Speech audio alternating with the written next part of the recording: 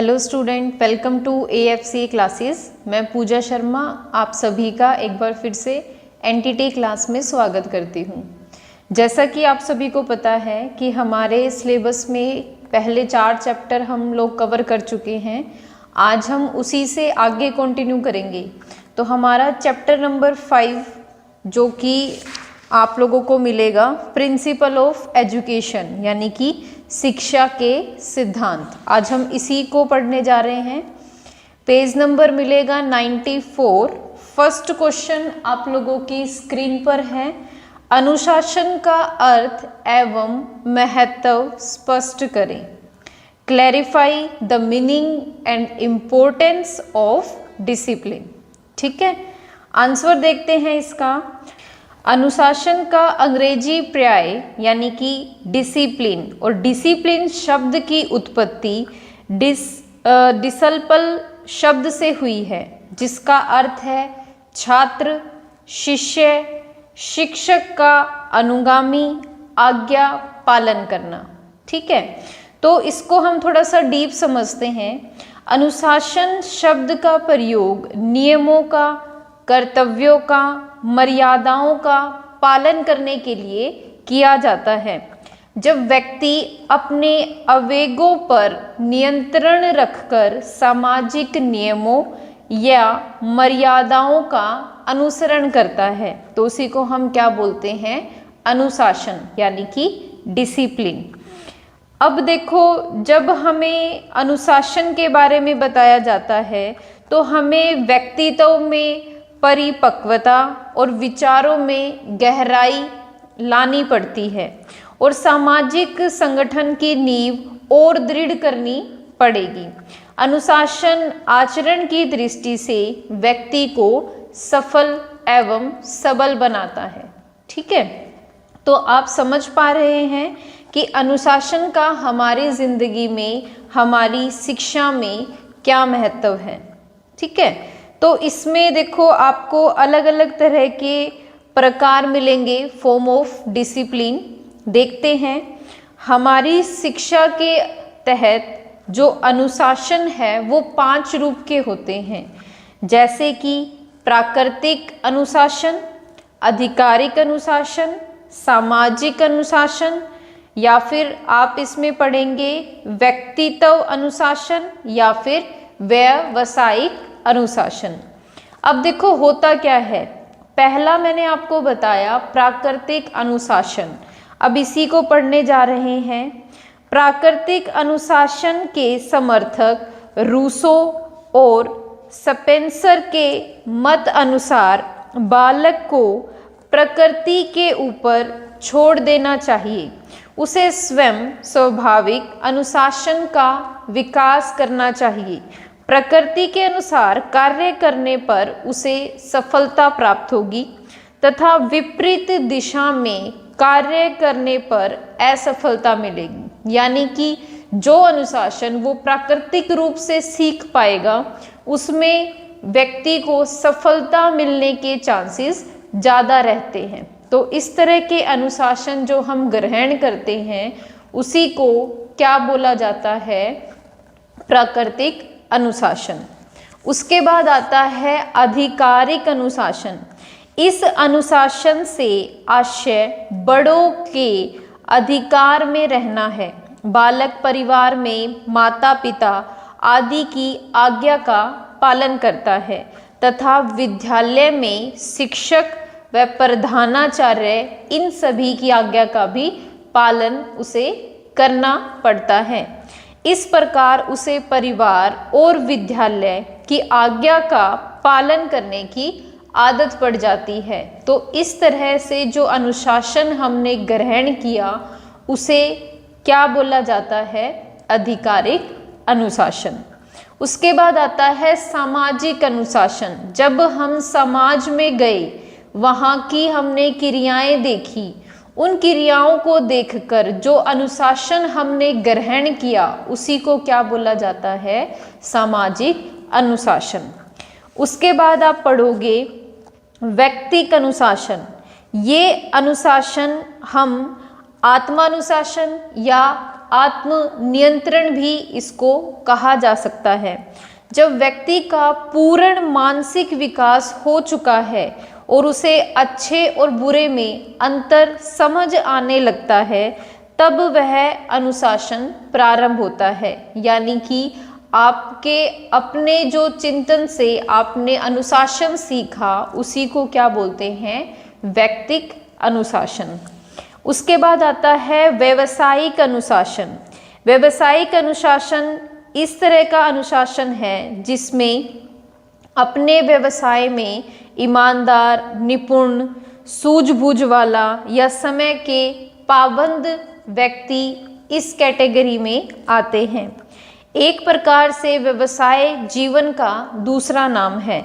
व्यवसाय में सफलता प्राप्त करने के लिए व्यक्ति को वे गुण अपनाने चाहिए जिनसे वह अपने व्यवसाय को आगे बढ़ा सके। ठीक है, तो इसको बोला जाता है व्यावसायिक अनुशासन। ये था हमारा फर्स्ट क्वेश्चन। ठीक है, आप लोगों को समझ आया होगा। अगर किसी का कोई भी डाउट है तो आप लोग AFCA कंप्यूटर सेंटर हिसार में मुझसे संपर्क कर सकते हैं। संपर्क करने के लिए कॉन्टैक्ट आप लोगों की स्क्रीन पर स्क्रॉल हो रहा है। आप कमेंट बॉक्स में मुझे बता सकते हैं क्या डाउट है। अगर वहाँ पर आपकी जो भी क्वेरी है वो क्लियर नहीं हो पा रही तो आप इस नंबर पे कॉल करके भी मेरे से बात कर सकते हो। ठीक है, नेक्स्ट क्वेश्चन देखते हैं। सेकंड क्वेश्चन आप लोगों की स्क्रीन पर है। स्वामी विवेकानंद की शैक्षिक विचारधारा का संक्षेप में वर्णन करें। What are the means of education according to Vivekananda. ठीक है, देखते हैं विवेकानंद की शिक्षा के बारे में क्या विचारधारा थी। स्वामी जी का जन्म कोलकाता में सन 1863 ईस्वी में हुआ था। उनके बचपन का नाम नरेंद्रनाथ दत्त था। उन्होंने कॉलेज स्तर पर शिक्षा प्राप्त की। वे अत्यंत परखर बुद्धि वाले तेजस्वी छात्र थे। उनके प्रधानाचार्य उनके विषय में कहते थे, नरेंद्रनाथ दत्त वस्तुतः प्रतिभाशाली है। मैंने विश्व के विभिन्न देशों की यात्रा की है, किंतु किशोर अवस्था में ही इनके समान योग्य एवं महान क्षमताओं वाला युवक मुझे जर्मन विश्वविद्यालय में भी नहीं मिला। ठीक है, तो ये सारी जो है इनकी अलग अलग तरह से इनके जो भी शिक्षक रहे या इनके जो प्रधानाचार्य रहे, उन्होंने इनके बारे में अपने उल्लेख दिए। ठीक है, तो इसको आप सेल्फ बेस पे भी रीड कर सकते हो। मेन हम इसमें पढ़ेंगे कि शिक्षा दर्शन के आधारभूत इनके सिद्धांत क्या थे। तो इनका कहना था शिक्षा ऐसी हो जिससे व्यक्ति का शारीरिक और मानसिक विकास हो सके। शिक्षा ऐसी हो जिससे चरित्र का गठन हो सके, जिससे गुरु गृह में ही प्राप्त की जा सके। नारी शिक्षा का केंद्र धर्म होना चाहिए। जनसाधारण को शिक्षित करने का प्रयास किया जाना चाहिए।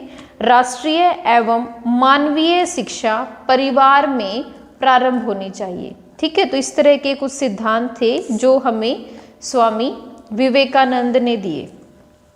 अब इनकी देखो शिक्षा का मुख्य उद्देश्य क्या था। स्वामी जी के अनुसार यदि शिक्षा देश प्रेम की प्रेरणा नहीं देती है तो उसको राष्ट्रीय शिक्षा नहीं कहा जा सकता। देश प्रेम के अतिरिक्त स्वामी जी के अनुसार शिक्षा के अन्य उद्देश्य भी थे, जैसे कि मानव का शारीरिक, मानसिक, भावनात्मक, धार्मिक, नैतिक, चारित्रिक, व्यावसायिक विकास करना शिक्षा के अंतर्गत आता है। मानव में आत्म नियंत्रण, आत्म त्याग, ठीक है, आत्म ज्ञान, इन सब का भी विकास करना। मानव में मानव प्रेम, समाज सेवा, इन सब का भी विकास करना हमारी शिक्षा के अंतर्गत आता है। तो इस तरह के कुछ उल्लेख थे जो हमें स्वामी विवेकानंद ने दिए।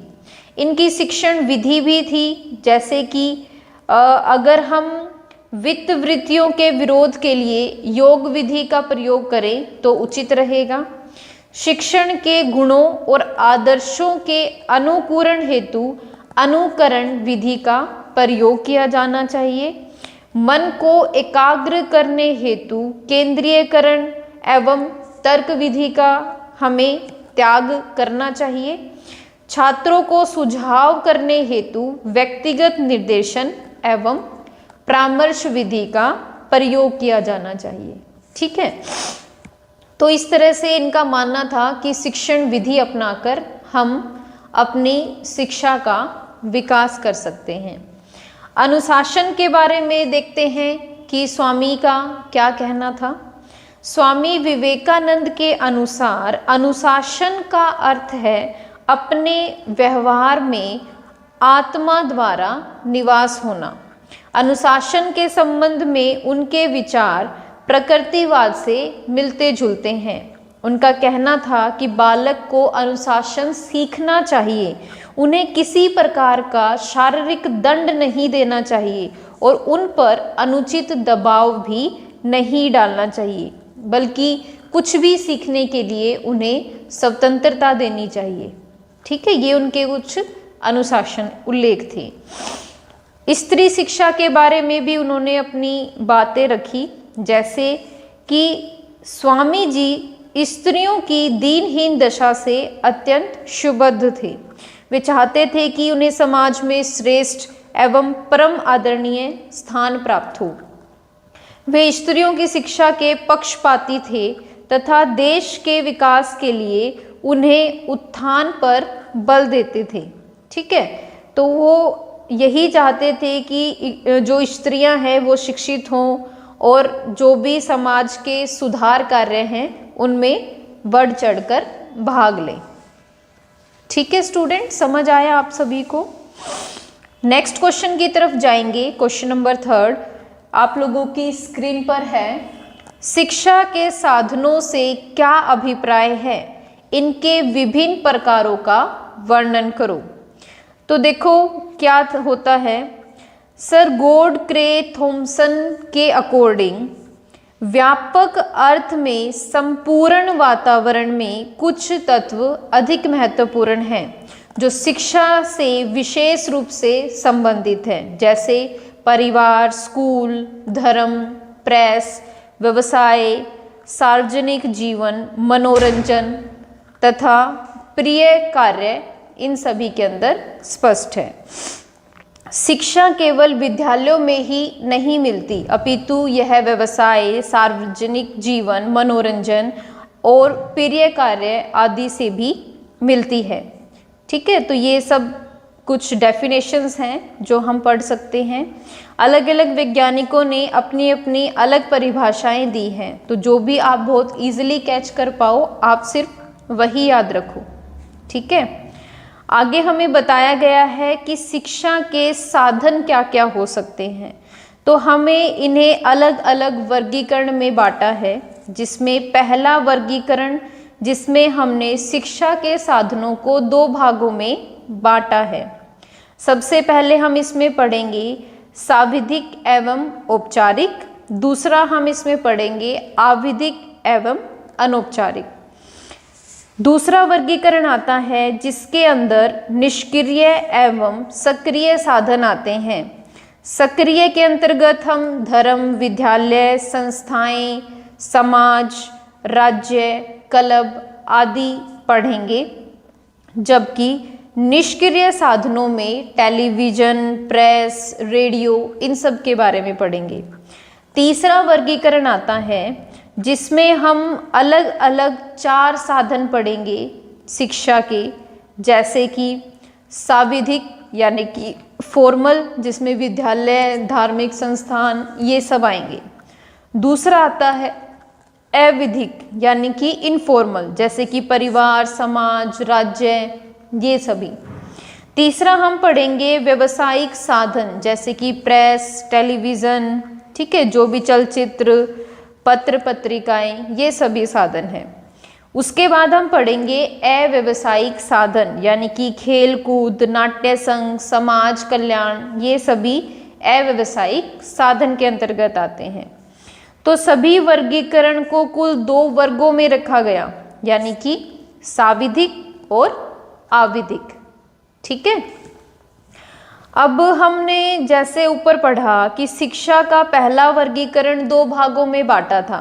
पहला आता है साविधिक एवं औपचारिक। अब होता क्या है, ब्राउन ने शिक्षा के साविधिक और औपचारिक साधनों को व्यक्ति की नियोजित तथा विधिवत शिक्षा के लिए आवश्यक माना है। जैसे कि औपचारिक शिक्षा के अभाव में जटिल समाज के साधनों तथा सिद्धांतों को हस्तांतरित करना संभव नहीं है। एक ऐसे अनुभव की प्राप्ति का द्वार खोलती है जिसको बालक दूसरे के साथ रहकर अनौपचारिक शिक्षा के द्वारा प्राप्त नहीं कर सकते। शिक्षा के औपचारिक साधनों में विद्यालय, चर्च, पुस्तकालय, पुस्तकें, ये सभी आते हैं। दूसरा हम इसमें पढ़ेंगे शिक्षा के अनौपचारिक या आविधिक साधन। शिक्षा के अनौपचारिक साधनों में परिवार, समुदाय, ये सभी आते हैं। तो ये शिक्षा के अनौपचारिक साधन हैं। इन साधनों द्वारा व्यक्ति देश, काल तथा परिस्थिति से अनुभव प्राप्त करता है। अनौपचारिक साधन बालकों में रुचि का विकास करता है और वातावरण में परिवर्तन करते हैं। ठीक है, आगे अलग अलग वैज्ञानिक हुए जिन्होंने अपनी अलग अलग राय रखी। तो जो भी आपको बहुत इजीली समझ आता है आप सिर्फ वो पढ़ो। जैसे हमने पीछे पढ़ा कि शिक्षा के सक्रिय एवं निष्क्रिय साधन, इसमें भी अलग अलग भागों में इसको बांटा गया है। जैसे कि अब अगर हम बात करें, आजकल जो पत्रकार है उनके द्वारा शिक्षा भी सक्रिय साधन के रूप में विकसित हुई है। लेकिन शिक्षा के साधन के कुछ दोष भी हैं, जैसे कि अनौपचारिक साधनों से संपूर्ण विश्व को ज्ञान देना संभव नहीं है। समय और व्यक्ति अधिक व्यय होते हैं। बल, सामान्य ज्ञान और अनुभव ही प्रदान किए जा सकते हैं। विरोधीकरण की गुंजाइश नहीं है। अवगुण विकसित होने की संभावनाएं बढ़ जाती हैं। ठीक है स्टूडेंट, आप सभी को समझ आया होगा।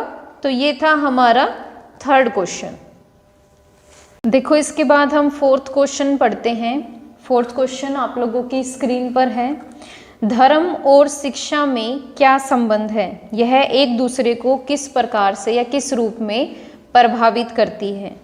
देखो, धर्म मनुष्य के प्राकृतिक, सामाजिक, आध्यात्मिक तीनों प्रकार के विकास के लिए आवश्यक ज्ञान और क्रियाओं का योग है। और किसी भी प्रकार के ज्ञान और क्रियाओं के विकास एवं प्रशिक्षण का साधन आध्यात्मिक ज्ञान या क्रियाओं के विकास एवं प्रशिक्षण का भी साधन है। तब स्पष्ट है कि धर्म और शिक्षा में संज्ञा और क्रिया का संबंध है। शिक्षा उन उद्देश्यों की प्राप्ति में मनुष्य की सहायता करती है और धर्म उन उद्देश्यों को पूरा करने की राह बताता है।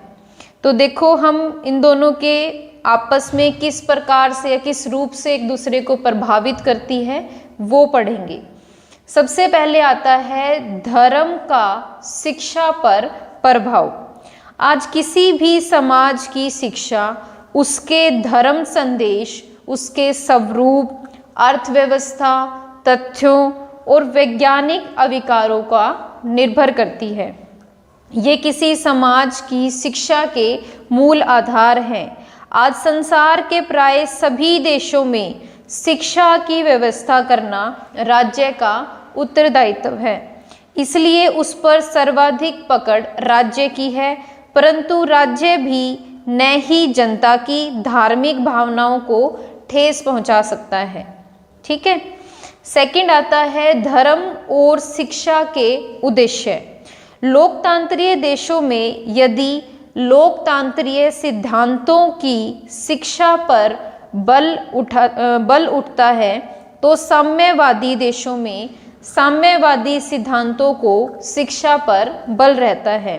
पर किसी भी देश में शिक्षा के उद्देश्य निश्चित तो व्यक्ति ही करते हैं और व्यक्तियों पर धर्म विशेष का प्रभाव होता है, तब वे धर्म विरुद्ध उद्देश्य जैसे निश्चित कैसे कर सकते हैं। संसार के अतिरिक्त देशों में धार्मिक संस्थाएं, कुछ शिक्षा संस्थाएं भी चल रही है और इन संस्थाओं में शिक्षा का उद्देश्य धार्मिक और नैतिक शिक्षा देना भी है। तो इस तरह से धर्म और शिक्षा अपने अपने अलग उद्देश्य पूर्ण करती है और उन उद्देश्यों को पूर्ण करने के लिए एक दूसरे पर निर्भर रहती है। उसके बाद हम पढ़ेंगे धर्म और शिक्षण विधियाँ। ये आज शिक्षण विधियों पर सर्वाधिक प्रभाव मनोविज्ञान का है, परंतु प्रारंभ में शिक्षण विधियों का विकास धर्म दर्शन प्रतिपादकों और प्रचारकों ने किया था। उनके द्वारा विकसित उपदेश और क्रिया विधियों का आज भी उपयोग होता है। आत्मा को पूर्ण मानने वाले धर्म, आत्मा क्रिया और योग की विधियों को शिक्षण सर्वोत्तम विधि मानते हैं।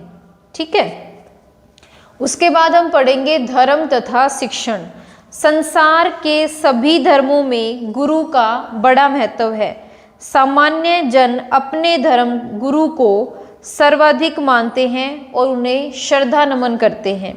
इस पर प्रभाव शिक्षा के क्षेत्र में सबसे ज़्यादा नज़र आता है। सामान्य जन विद्यालयी शिक्षकों को भी आदर की दृष्टि से देखते हैं। सामान्यतः सभी धर्म शिक्षकों को समर्पित भाव से शिक्षण कार्य करने का उपदेश देते हैं। इसके बाद हम पढ़ेंगे धर्म तथा शिक्षार्थी। संसार के सभी धर्मों में शिक्षार्थियों को संयमित जीवन जीने और शिक्षक को सम्मान करने का उपदेश है। किसी भी समाज की शिक्षा में आज भी विद्यार्थियों या शिक्षार्थियों से यही आशा की जाती है। यह बात अवश्य है कि धर्म प्रधान समाजों में इस बात पर विशेष बल है, तभी धर्म को शिक्षा में स्थान न देने वाली समाजों में अपेक्षाकृत कम धर्म शिक्षार्थियों को तथा सभी मनुष्यों का सच्चा मार्गदर्शन है। उसके बाद आता है धर्म और विद्यालय। विद्यालय तो समाज के आदर्श प्रतिनिधि होते हैं। जिस समाज में जिस धर्म को माना जाता है उसका प्रभाव उसके विद्यालयों में साफ दिखाई देता है। ठीक है, तो इस तरह से धर्म हमारे विद्यालय पर भी प्रभाव डालता है। इसके बाद हम पढ़ेंगे शिक्षा का धर्म पर क्या प्रभाव है। यदि एक और बात यह सत्य है कि धर्म शिक्षा को प्रभावित करता है, तो ये बात कहना भी गलत नहीं होगा कि शिक्षा भी हमारे धर्म को प्रभावित करती है। तो इससे हमारा निष्कर्ष ये निकलेगा कि हम धार्मिक अंधविश्वासों से दूर होते जा रहे हैं, पर हम धर्म से दूर हो रहे हैं, ये बात सत्य नहीं है। आज भी हमारे संपूर्ण जीवन में धर्म का अपना प्रभाव है और शिक्षा का अपना प्रभाव है। जो हम शिक्षा ग्रहण करते हैं उससे हम धर्म के उचित और अनुचित रूप को समझ पाते हैं, और जो धर्म में हमने अपना जीवन व्यतीत किया उससे हम शिक्षा को भी उचित रूप से ग्रहण कर पाते हैं। ठीक है, तो एक दूसरे पे ये क्या है, पारस्परिक निर्भर होती है। समझ आया आप सभी को? तो आज के लिए हम यही पढ़ेंगे। अगर फिर भी किसी का कोई डाउट है तो मैं आपसे बार बार ये निवेदन करती हूँ कि आप लोग मुझे अपना डाउट बताएं। अगर कुछ भी जानकारी आपने लेनी है किसी भी तरह की, तो आप जो नंबर स्क्रीन पर स्क्रॉल होता है इस पे बातचीत कर सकते हैं। तब तक के लिए चैनल को आप लोग लाइक करो, अपनी स्टडी को कंटिन्यू रखो। बाकी की जो आपका लेक्चर है नेक्स्ट लेक्चर में कंटिन्यू करेंगे। Thank you.